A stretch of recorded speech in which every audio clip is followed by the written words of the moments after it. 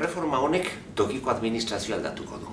Tokiko administrazio publikoaren parte bada, eta bakigu administrazio publikoa 3 mailetan bereizten dela.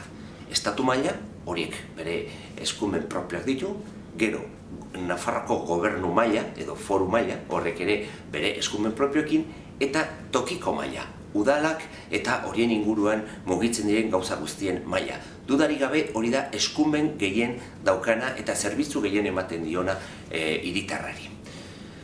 Reforma honek justu udal, kontzeju eta mankomunitatei egiten die aldaketa. Eta hori da benetan erreforma honen edukia.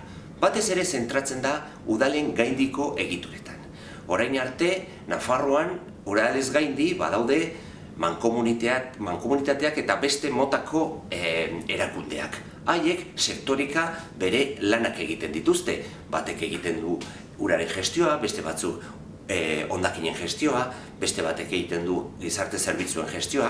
Orain ikuspegia aldatuko da. Desagertuko dira udalez gaindiko entitate horiek guztiak, mankomunitateak eta bar, eta lurraldearen arabera antolatuko dira. Guk antolatuko ditugu 12 eskualdetan. Hau da, lurraldeari begira. 12 eskualdeak izanen dira. Goian Bidasoa, Larraun Leitzaldea, Arga, Pirineoa, Prepirineoa, Sakana, Ega, Izarra Ibarra, Erdialdea, Zangozako eskualdea, Erribera Garaia eta Erribera. Beraz, amankomunean udalek dituzten eskumen eta zerbitzu guztiak orain hemendik aurrera eginen dira honen arabera.